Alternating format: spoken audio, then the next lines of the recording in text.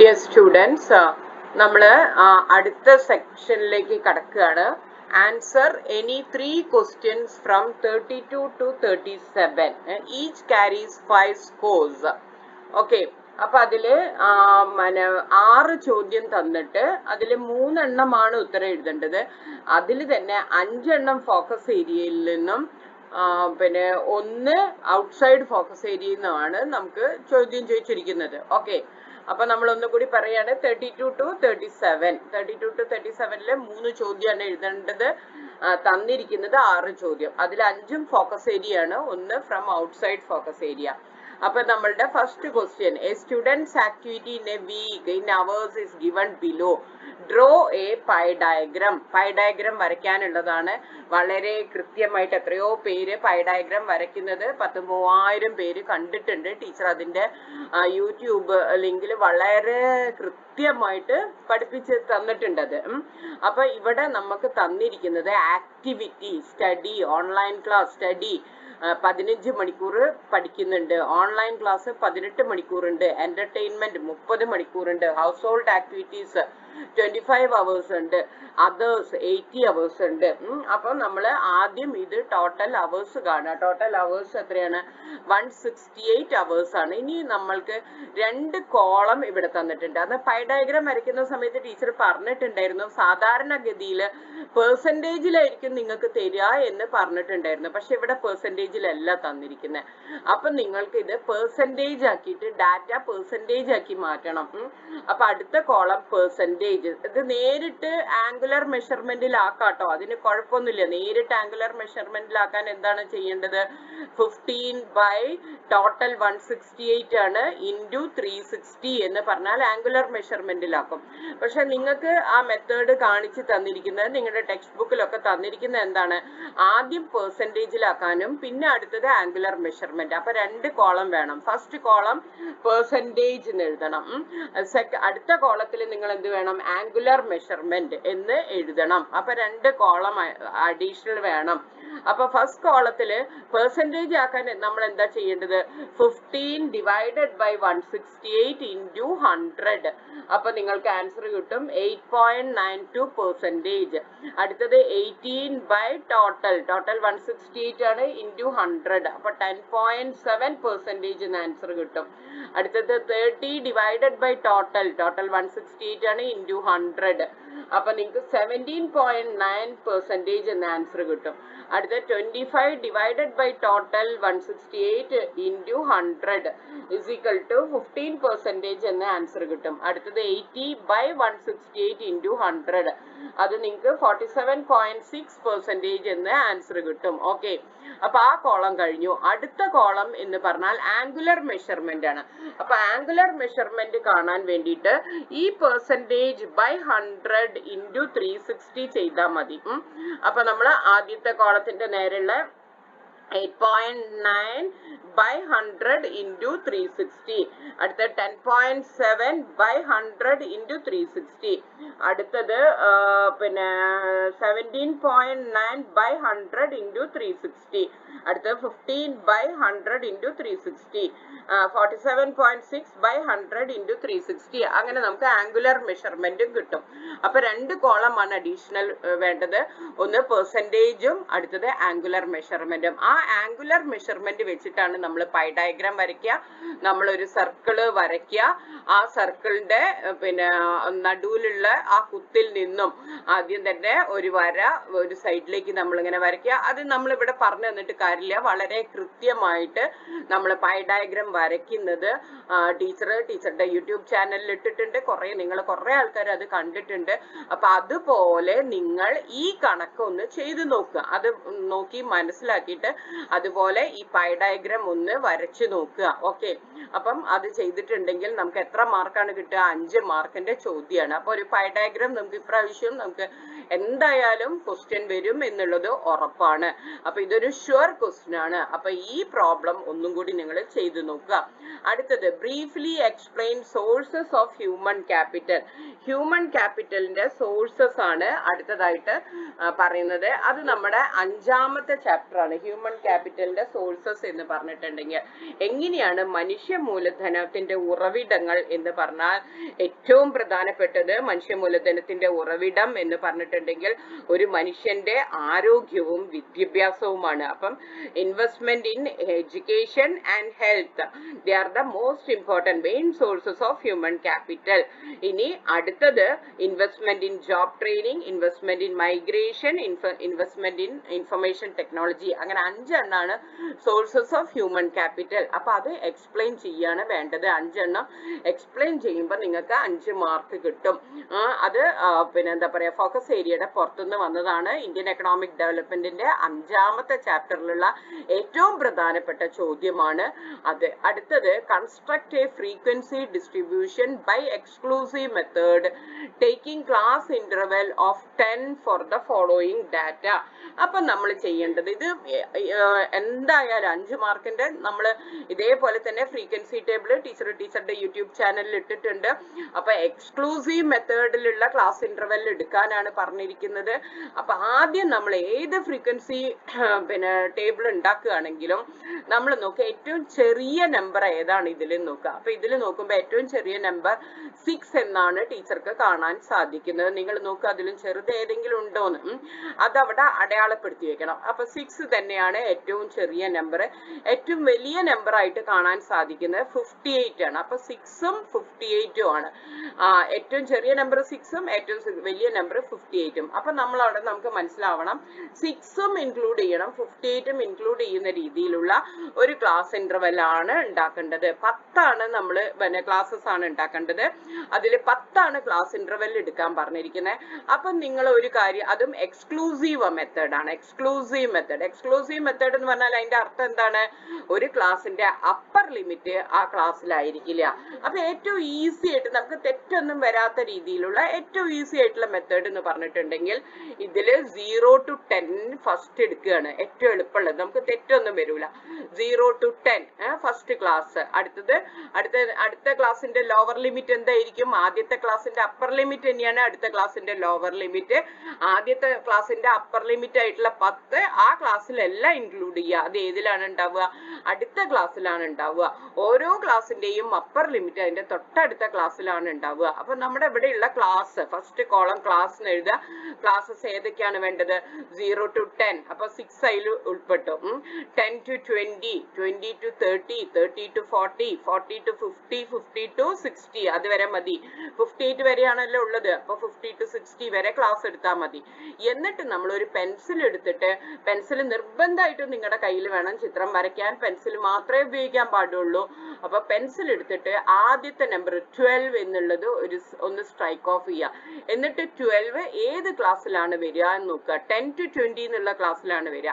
അപ്പൊ അവിടെ നമ്മളൊരു ടാലി മാർക്ക് ഇടുക. ഓക്കെ. ഇനി അടുത്ത നമ്പർ 37 ഏത് ക്ലാസ്സിലാണ് വരിക നോക്കുക. അപ്പൊ 37 ഏതാ? 30 to 40 എന്നുള്ള ക്ലാസ്സിലാണ് വരിക. ഒരു ടാലി മാർക്ക് അവിടെ ഇടുക. അടുത്തത് 17 ആണ്. 17 സ്ട്രൈക്ക് ഓഫ് ചെയ്യുക. അതിവിടെ 10 to 20 എന്നുള്ള ക്ലാസ്സിലാണ് ഇടുക. അവിടെ ടാലി മാർക്ക് ഇടുക. അടുത്തത് 53 ആണ്. 53 എന്നുള്ളത് 50 to 60 എന്നുള്ള ക്ലാസ്സിലാണ് വരിക. അവിടെ ടാലി മാർക്ക് ഇടുക. അങ്ങനെ 4 ടാലി മാർക്ക് കഴിഞ്ഞ് 5ാമത്തേതാവുമ്പം എന്ത് ചെയ്യണം? നിങ്ങൾക്കറിയാം, ക്രോസ് ചെയ്തിട്ട് ഇങ്ങനെ എഴുതണം. അങ്ങനെ ടാലി മാർക്ക് ഒക്കെ ഇട്ട് കഴിഞ്ഞ് നമ്മൾ ഇവിടെ ഈ 11 വരെ നമ്മൾ നോക്കിക്കഴിഞ്ഞു. 11 എല്ലാം നോക്കിക്കഴിഞ്ഞു കഴിഞ്ഞാൽ ആ ടാലി മാർക്ക് ഒക്കെ കൂട്ടിയിട്ട് 3ാമത്തെ കോളത്തിൽ ഫ്രീക്വൻസി എന്ന് എഴുതിയിട്ട് അവിടെ ടാലി മാർക്ക് ഒക്കെ കൂട്ടി എഴുതുക. എന്നിട്ട് ഈ ഫ്രീക്വൻസി മൊത്തം കൂട്ടി നോക്കുക. മൊത്തം കൂട്ടി നോക്കിയിട്ട് ഇതിൽ എത്ര എണ്ണം ഉണ്ട് നോക്കുക. 1 2 3 4 5 6 7 8 9 10. 1 2 3 4 അപ്പൊ 40 എണ്ണാണ്. 4 റോ ഉണ്ട്, ഒരു റോയില് 10 എണ്ണം. അപ്പൊ 40 എണ്ണാണ് ടോട്ടൽ ഇത് വരുന്നത്. അപ്പൊ നമ്മൾ കൂട്ടി നോക്കുക, എല്ലാം കൂടി കൂട്ടി നോക്കിയിട്ട് നമ്മുടെ ഫ്രീക്വൻസി ഒക്കെ കൂടി കൂട്ടി നോക്കിയിട്ടുണ്ട് 40 ഉണ്ടോന്ന് നോക്കുക. 40 ഉണ്ടെങ്കിൽ നമ്മുടെ കണക്ക് ശരിയാണ്. ഓക്കെ, ഇനി ചിലപ്പോ ചിലര് കെയർലെസ് ആയിട്ട്, അതാണ് ഈ കണക്ക് ചെയ്യുമ്പോൾ നമ്മൾ വളരെ വളരെ സിമ്പിൾ ആയിട്ടുള്ള പ്രോബ്ലം ആണ്, പക്ഷെ നമ്മൾ കെയർഫുൾ ആയിട്ട് ചെയ്യണം. കെയർലെസ് ആയിട്ട് ചെയ്യുമ്പോൾ ഈ അവസാനം ഫ്രീക്വൻസി കൂട്ടി നോക്കുമ്പോൾ ചിലപ്പോൾ 39 എന്ന് വരും, ചിലപ്പോൾ 41 എന്ന് വരും. അപ്പോഴൊക്കെ നമുക്ക് ഇത് രണ്ടാമതൊന്നും കൂടി ചെയ്ത് നോക്കേണ്ടി വരും. മനസ്സിലായില്ലേ? അതാണ്. അപ്പൊ നമുക്ക് അത്രയും സമയം വീണ്ടും പോവുകയാണ് ചെയ്യുന്നത്. അപ്പൊ ആദ്യത്തെ ചെയ്യലില് തന്നെ നമ്മൾ കൃത്യമായിട്ട് ചെയ്യണം. പിന്നെ ഇവിടെ ഈ 10 പറഞ്ഞ ഒരു സംഭവം ഇവിടെ ഇരിക്കുന്നുണ്ട്. 10 ഉള്ളത് 0 to 10 ഉള്ള ക്ലാസ്സിലാണോ 10 to 20 എന്നുള്ള ക്ലാസ്സിലാണോ വേണ്ടത്? നിങ്ങൾ പറയാ. അപ്പർ ലിമിറ്റ് എപ്പോഴും ആ ക്ലാസ്സിൽ ഉണ്ടാവില്ല, അതിന്റെ അടുത്ത ക്ലാസ്സിലായിരിക്കും. അപ്പൊ 10 എന്നുള്ളത് ഇവിടെ 0 to 10 വരിക, 10 to 20 വരിക. അതേപോലെ ഇവിടെ ഒരു 50 ഉണ്ട്. 50 ഉള്ളത് ഏതാണ്? 40 to 50 വരൂല, പിന്നെ എവിടെയാണ്? 50 to 60 വരിക. ഓക്കെ, ഈ 30 എന്നുള്ളത് ഏതിലാണ്? 20 to 30 എന്നുള്ളതിലല്ല വരിക, 30 to 40 എന്നുള്ളതിലാണ് വരിക. ഇത്രയും കാര്യങ്ങളൊക്കെ ശ്രദ്ധിച്ചാൽ മതി. വളരെ സിമ്പിൾ ആയിട്ട് 5 മാർക്ക് നമുക്ക് എളുപ്പത്തിൽ കിട്ടാവുന്ന ഒരു ചോദ്യമാണ് എന്ത്? Frequency distribution. ഇവിടെ എക്സ്ക്ലൂസീവ് മെത്തേഡ് ആണ്. ഇനി ഇൻക്ലൂസീവ് ആണ് പറഞ്ഞതെങ്കിൽ എന്താണ് ചെയ്യേണ്ടത്? ടീച്ചർ അതിൽ പറഞ്ഞിട്ടുണ്ട്. ഇൻക്ലൂസീവ് ആണെങ്കിൽ ലോവർ ലിമിറ്റും അപ്പർ ലിമിറ്റും സെയിം ക്ലാസ്സിലായിരിക്കും. അപ്പൊ നമ്മൾ കയ്യിൽ എണ്ണിയിട്ട് 10 എടുക്കണം. അതായത് 0 തൊട്ടിട്ട് 10 ആണ് എടുക്കണമെങ്കിൽ 0 1 2 3 4 5 6 7 8 9 വരെയേ വരുള്ളൂ. 0 to 9. അടുത്തത് 10 to 19. അതിന്റെ അടുത്തത് എത്രയായിരിക്കും? 20 to 29, പിന്നെ 30 to 39. അതായത് ലോവർ ലിമിറ്റും അപ്പർ ലിമിറ്റും സെയിം ക്ലാസ്സിൽ തന്നെയായിരിക്കും. ഓക്കെ, ഇനി അടുത്ത ചോദ്യത്തിലേക്ക് കടക്കാം. Explain the liberalization policies taken by the government in 1991 in foreign exchange sector and financial sector. നമ്മുടെ 3rd ചാപ്റ്ററിലുള്ള പ്രധാനപ്പെട്ട ടീച്ചർ വരും എന്ന് പറഞ്ഞ ചോദ്യം essay question ആണ്. അതിൽ പക്ഷെ നമുക്ക് 2 സെക്ടറേ നമ്മളോട് ചെയ്യാൻ പറഞ്ഞിട്ടുള്ളൂ. ഏതൊക്കെ സെക്ടറാണ്? ഏതൊക്കെ? ഫോറിൻ എക്സ്ചേഞ്ച് സെക്ടറിലാണ് ആദ്യം പറഞ്ഞത്. അപ്പൊ ഫോറിൻ എക്സ്ചേഞ്ച് സെക്ടറിൽ എന്തൊക്കെ മാറ്റങ്ങളാണ് ഉണ്ടായത്? In 1991, as an immediate measure to resolve the balance of payment crisis, Indian rupee was devalued against foreign currencies. Indian രൂപയുടെ മൂല്യം കുറച്ചു. ഇത് എന്തിനു വേണ്ടിയിട്ടാണ്? It is to prevent the flight of capital and encourage capital inflow and exports. നമ്മുടെ ഇവിടുത്തെ എക്സ്പോർട്സിനെ പ്രോത്സാഹിപ്പിക്കാനും capital inflow ഇങ്ങോട്ടേക്കുള്ള മൂലധനത്തിന്റെ വരവിനെ പ്രോത്സാഹിപ്പിക്കാനും വേണ്ടിയിട്ടായിരുന്നു. പിന്നെ അടുത്തത് the exchange rate was formerly determined by the RBI and now it was replaced by market determined exchange rate. പണ്ട് fixed exchange rate ആയിരുന്നു ഉണ്ടായിരുന്നത്, RBI ഫിക്സ് ചെയ്തിരുന്ന എക്സ്ചേഞ്ച് റേറ്റ് ആയിരുന്നു. പക്ഷെ 1991 ശേഷം അതെന്താക്കി മാറ്റി? Market determined flexible exchange rate ആക്കിയിട്ട് മാറ്റി. ഇതാണ് ഫോറിൻ എക്സ്ചേഞ്ച് റിഫോംസ് ഉള്ളത്. അടുത്തത് financial sector reforms. Financial sector includes financial institutions such as commercial banks, investment banks, non-banking financial institutions, insurance, capital market or stock market, and foreign exchange market. The important financial sector reforms are ഏതൊക്കെയാണെന്നാണ് പറയുന്നത്? ഒന്ന്, bank branch licensing liberalized and banks were allowed to open new branches. New generation banks including foreign banks were allowed to operate in the country. മൂന്നാമത്തെ, interest rate for deposits and lending were deregulated. നാലാമത്തെ, policies initiated for increasing and lending capacity of the banks. Insurance sector was opened up for private sector. Capital market was liberalized. Private sector was allowed to operate in the mutual fund sector. Foreign institutional investors are allowed to operate in Indian financial market. അങ്ങനെ ഏകദേശം 8-9 reforms ആണ് നമുക്ക് അവിടെ കാണാൻ സാധിക്കുന്നത്. Okay, measures ആണ് നമ്മൾ അവിടെ എടുത്തിരിക്കുന്നത്. അടുത്ത ചോദ്യം 35 കഴിഞ്ഞു. ഇനി അടുത്തത് 36. Write 2 main sources of electricity generation in India. List any 3 challenges in the power sector. നമ്മുടെ 2 main sources of electricity generation എന്ന് പറഞ്ഞത് ഏത് ചാപ്റ്റർ ആണ്? ഇൻഫ്രാസ്ട്രക്ചർ. ഫോക്കസ് ഏരിയയിൽ പെട്ട ചോദ്യമാണ്. നമ്മുടെ ഏറ്റവും പ്രധാനപ്പെട്ട ഇന്ത്യയിലുള്ള മെയിൻ സോഴ്സസ് എന്ന് പറഞ്ഞിട്ടുണ്ടെങ്കിൽ പിന്നെ ഒന്ന്, India's energy In India, in 2016, thermal sources accounted for 67% of power generation capacity. Hydel power accounted for 14%, and nuclear power accounted for only 2%. അപ്പോൾ ഏറ്റവും കൂടുതൽ ഏതാണ്? തെർമൽ സോഴ്സസ് ആണ്. രണ്ടാമത് നിൽക്കുന്നത് ഹൈഡൽ പവർ ആണ്. തെർമൽ സോഴ്സസ് 67% ഉണ്ട്, ഹൈഡൽ പവർ 14% ഉണ്ട്, ന്യൂക്ലിയർ പവർ 2% ഉള്ളൂ. ഇന്ത്യയുടെ energy policy encourages 2 energy sources. അത് ഏതൊക്കെയാ? ഹൈഡലും വിൻഡുമാണ്. അതെന്താണ് കാരണം? As they do not rely on fossil fuels and hence avoid carbon emission. Carbon emission കുറയ്ക്കും എന്നുള്ളത് കൊണ്ട്, ഫോസിൽ ഫ്യൂവലിനെ ഉപയോഗിക്കുന്നില്ല, അതുകൊണ്ട് കാർബൺ എമിഷൻ കുറയ്ക്കും. അതുകൊണ്ടാണ് നമ്മൾ ഈ രണ്ട് സോഴ്സസിനെ, ഏത് രണ്ട് സോഴ്സസിനെ? ഹൈഡൽ പവറിനെയും വിൻഡ് പവറിനെയും പ്രോത്സാഹിപ്പിക്കുന്നത്. പക്ഷേ this has not resulted in the faster growth of electricity produced from these 2 sources. നമ്മുടെ ഇന്ത്യൻ എക്കോണമിയുടെ ഗ്രോത്തിന് ആവശ്യമായ രീതിയിലുള്ള സോഴ്സസ് നമുക്ക് ഇവിടെ നിന്ന് കിട്ടുന്നില്ല എന്നുള്ളതാണ് പറയുന്നത്. ഇനി ചാലഞ്ചസ് ഇൻ പവർ സെക്ടർ എന്നാണ്, അത് 3 എണ്ണാണ് എഴുതാൻ പറഞ്ഞത്. വളരെ ഇമ്പോർട്ടന്റ് എസ്സേ ക്വസ്റ്റൻ ആണ് അത്. അതില് ചാലഞ്ചസ് എന്ന് പറഞ്ഞാൽ fast growing economy like India needs more power but the power generation is not sufficient to meet the growing demand. ഒന്നാമത്തത്. രണ്ടാമത്തത്, the installed capacity is underutilised because plants are not run properly. മൂന്നാമത്തത്, many state electricity boards are very inefficient. A lot of losses is there in SEBs. അടുത്തത്, power transmission loss is very high. അടുത്തത്, government is faced to provide subsidies to consumers which are causing losses to the electricity boards. അടുത്തത്, power theft is rampant in the country. The next point is there is frequent power cuts and interpretation in power supply. അടുത്തത്, shortage of raw materials like coal, thermal power plants, enriched uranium in nuclear plants, water, hydroelectric power station, etc. അവിടെയുള്ള shortage of raw materials. ഇതൊക്കെ നമ്മളുടെ power sector face ചെയ്യുന്ന challenges ആണ്. അതിന്റെ സൊല്യൂഷൻസും നിങ്ങളോട് ചോദിക്കും, നിങ്ങളുടെ സജഷൻസും ചോദിക്കും. അപ്പൊ അതിന് നിങ്ങൾക്ക് എഴുതാം. അതിന്റെ സജഷൻസ് ഇവിടെ ചോദിച്ചിട്ടില്ല, പക്ഷെ ചോദിക്കും. More investment in the sector both public and private. രണ്ട് പബ്ലിക് സെക്ടറിലും പ്രൈവറ്റ് സെക്ടറിലും കൂടുതൽ നിക്ഷേപം ആവശ്യമാണ്. Promote public private partnership in power generation. Encourage the production of renewable energy. Minimize transmission loss and adopt measures to check power theft. Promoting energy conservation through CFL, LED and other energy saving equipments. അടുത്തത്, enhance production of nuclear energy.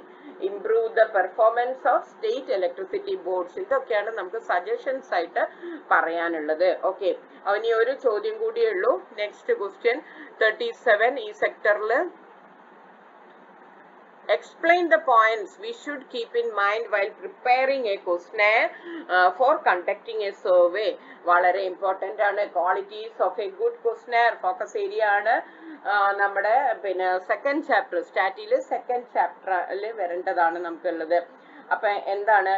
The questionnaire should not be too long. വളരെ വലുതാവരുത്.